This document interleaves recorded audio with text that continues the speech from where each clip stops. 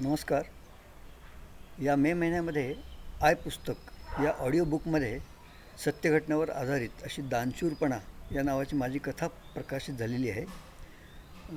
सर्व मित्रमंडळींच्या आग्रहाखातर मी सर्वांना सोयीचं होईल म्हणून इथं सगळ्यांना घेऊन येतो आहे. ऐका तर. स्वतःच्या आयुष्यात सत्यघटनेवर आधारित कथेचं नाव दानशूरपणा. 1995 साली मी माझ्या मुलांच्या शिक्षणाचा विचार करून माझ्या आईवडिलांसह कायमचं पुण्यामध्ये स्थलांतर केलं. मला 2 मुलं.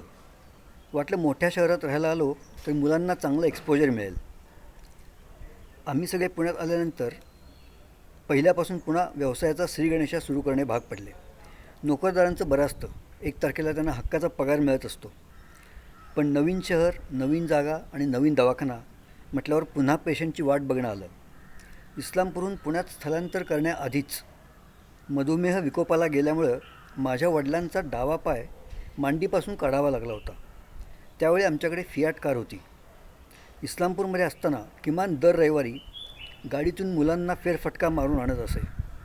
पुण्यात आल्यानंतर पैशाची ताजी आवक झाल्याशिवाय गाडी बाहेर काढायची नाही असं मी आणि माझ्या पत्नीने सुषमाने ठरवलं होतं. गाडीची बॅटरी खराब होऊ नये म्हणून 1-2 दिवसाआड मुलांना गाडीत बसवून जागेवरच गाडी फक्त 5 मिनिटांनी सुरू करत असे. वय लहान असल्यामुळं मुलगा काही वेळा नाराज व्हायचा.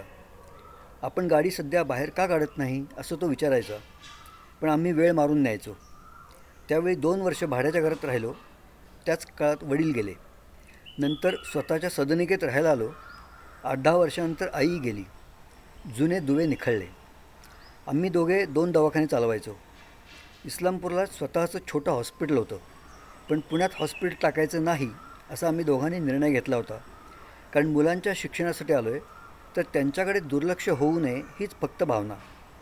पैशाचं आकर्षण आम्हा दोघांनाही कधीच नव्हतं. पैसे कमी मिळाले तरी खाऊन पिऊन सुखी राहता येतं यावर विश्वास होता आणि आहे. आयुष्यात सगळे महत्त्वाचे निर्णय घेताना आम्हा दोघांत मतभिन्नता कधीच डोकावली नाही. त्यानंतर मुलांची शिक्षणे सुरू होती. खर्च वाढत चालले होते. आणि एक दिवस अचानक मला एक फोन आला. 2011 साल असेल.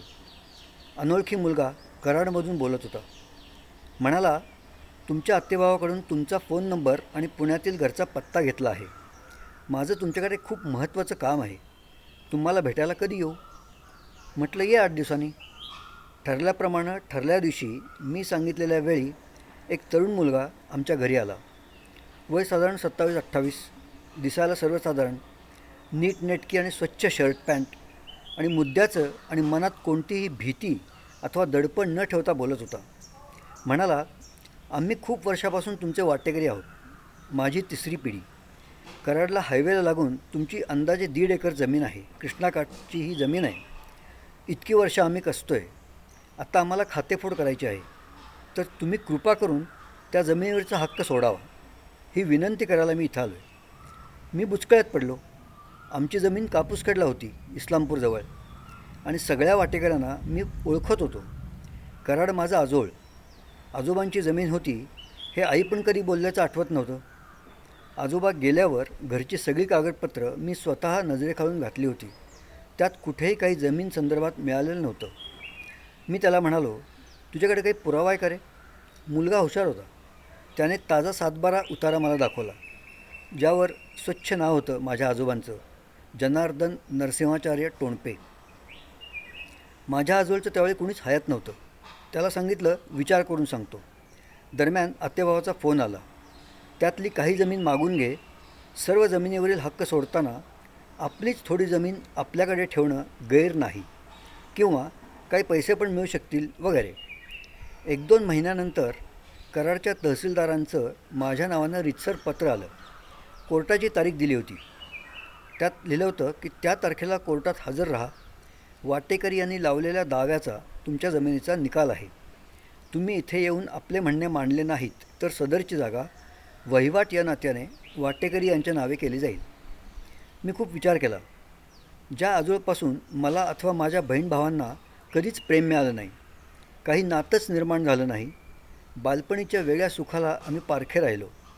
आता ही जागा किंवा पैसे घेऊन ते प्रेम थोडंच परत मिळणार आहे आणि ते क्षण परत येणार आहेत. सुषमाला तिचं मत विचारलं. ती म्हणाली, राजू, तू जो निर्णय घेशील तो नक्कीच योग्य असेल आणि तोच माझा निर्णय. इचलकरंजीला माझा धाकटा भाऊ असतो रवी, त्याला फोन केला. त्यानेही सुषमासारखंच उत्तर दिलं. मी असा विचार केला की आपल्या आजोळचा आणि आई आता कुणीच हयात नाही. ती जमीन आमची आहे हे आम्हाला माहीतही नव्हतं. व्यक्ती जिवंत असताना एकमेकांना सुख आनंद द्यावा घ्यावा. थोडीफार जमीन जिचे काही कोटी रुपये मिळतील त्यावर खरंच आपला अधिकार आहे? त्यामुळं आपलं काही अडणार आहे का? दोन्ही मुलांची शिक्षणं चालू होती, फ्लॅटचं लोन चालू होतं. पैसे कोणाला हवेच असतात, पण ज्या गोरगरिबाने ती जमीन कसली त्यांच्या मनोरथांना सुरुंग लावण्याचा मला काय अधिकार? ही त्यांची तिसरी पिढी आहे. त्यांनीही त्यांचे काही स्वप्न रंगवले असतील. आम्ही खाऊन पिऊन सुखी आहोत. त्या जमिनीचे पैसे मिळालेच नाहीत तर माझ्या आयुष्यात कोणतीही उलथापालथ होणार नव्हती. मग त्या गरीब शेतकरी कुटुंबाचे का शाप घ्यावेत? जगू देत त्यांना सुखाने. आणि मी फायनल डिसिजन घेऊन कराडला त्या तारखेला कोर्टात न जाण्याचा निर्णय घेतला आणि ती सगळी जमीन एक रुपयाही न घेता कधीही न बघितलेल्या वाटेकऱ्यांना दान केली. त्या कोर्टाच्या तारखेनंतर पुन्हा तहसीलदार कराड यांचं पत्र आलं. आपण ठरवलेल्या तारखेला उपस्थित न राहिल्याने आम्ही वहिवाटदारांचे गारहाणे ऐकून सदरची जागा त्यांच्या नावावर करत आहोत. सुषमा, रवी आणि मनीषा या सर्वांच्या सहकार्यामुळं मी तो निर्णय घेऊ शकलो. मला त्यावेळी काही जणांनी वेड्यातही काढलं. हातात चालून आलेली लक्ष्मी तुम्ही स्वीकारली नाही, हे काही चांगलं केलं नाही वगैरे. आज 10-12 वर्षे मागे वळून बघताना मला माझ्या निर्णयाचा कधीही पश्चाताप वाटलेला नाही. आकाश आणि सात्विक छान शिकले. सुषमा अकाली गेली त्याशिवाय आमच्या आयुष्यात वाईट काही घडलं नाही, म्हणून मी आजही शांत आणि सुखाने झोपू शकतो. या सर्व घटनेचं श्रेय मात्र मी माझ्या वडिलांना, मामांना देतो. माझ्यावर त्यांचे संस्कार आहेत. आमच्या जमिनीतून योग्य तेवढं उत्पादन कधीच निघायचं नाही, म्हणून कापूसखेड येथील सगळी शेतजमीन मामांनी हयात असतानाच विकायचं ठरवलं. त्यांनी पहिल्यांदा आमच्या गरीब वाटेकऱ्यांना तसं सांगितलं. तेव्हा वाटेकरी म्हणाले, आम्ही थोडे थोडे असे 5 वर्षामध्ये तुम्हाला पैसे देऊ, पण कृपा करून जमीन आम्हालाच राहू द्या. जमीन विकायला काढली म्हटल्यावर गावातले श्रीमंत जमीनदार घरी येऊ लागले. पाणस्थळ जमीन, शिवाय त्यात स्वतःची विहीर होती. एक जमीनदार नोटांची भरलेली बॅग घेऊन आलेला तेव्हा मी प्रत्यक्ष बघितलं आहे. बाजारभावापेक्षा थोडे जास्त आणि एकरकमी पैसे द्यायला ते तयार होते. वाटेकरी त्याच्या निम्म्याहून कमी पैसे देणार होते. तरीही माझ्या मामांनी त्यांचा प्रस्ताव स्वीकारला नाही. गांधीवध झाल्यानंतर असंख्य ब्राह्मण लोकांची घरे जाळली गेली. अतोनात नुकसान करण्यात आलं आणि त्यानंतर कसेल त्याची जमीन हा कायदा अस्तित्वात आला. 90% ब्राह्मण लोकांच्या जमिनी वाटेकऱ्यांना मिळाल्या.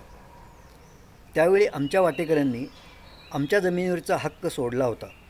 याची जाणीव कायम ठेवून कमी आणि 5 वर्षांनी मिळणार असणाऱ्या पैशासाठी सुद्धा जमीन वाटेकऱ्यांनाच द्यायचा निर्णय मामांनी माझ्यासमोर घेतला होता. आपण कोणाचं वाईट केलं नाही तर आपलं काही वाईट होत नाही यावरच श्रद्धा आहे. I am proud of my father. धन्यवाद.